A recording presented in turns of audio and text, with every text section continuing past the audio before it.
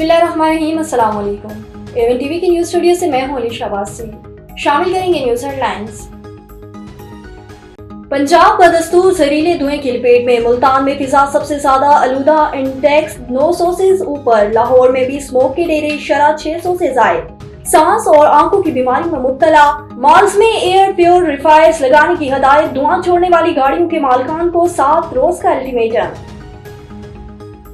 धुंध और स्मोक के बायस मोटरवे मुख्तलिफ मकामात से बंद। लोधरा की तहसील दुनियापुर में मुसाफिर बस उलट गई, ड्राइवर जाँ बहक। 3 खवातीन 2 बच्चों समेत 11 मुसाफिर शदीद जख्मी। इसराइली मुजालिम के खिलाफ हिकमत अमली इस्लामी ममालिक का सरबराही इजलास आज। वजीर आजम पाकिस्तान के नुमाइंदगी करेंगे। फलस्तीनियों के हुकूक के लिए यकजुबान होकर आवाज उठाएंगे। वजीर आजम शहबाज शरीफ के दोस्त ममालिक के रहनुमाओं से मुलाकातें भी शेड्यूल। कोयटा खुदकुश हमला बलूचिस्तान में आज 3 रोजा सोग। सरकारी इमारतों दफातर पर कौमी परचम सरनगू रहेगा। आईजी बलूचिस्तान का धमाके के मकाम का दौरा। कोयटा में आज से 14 नवंबर तक ट्रेन सर्विस मुअत्तल।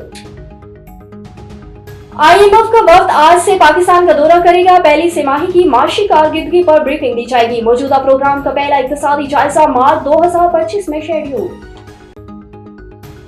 न्यूज स्टूडियो से फिलहाल के लिए इतना ही। मजीद खबरों और अपडेट्स के लिए देखते रहिए A1 TV। A1 TV, सब पे नजर, अंदर की खबर।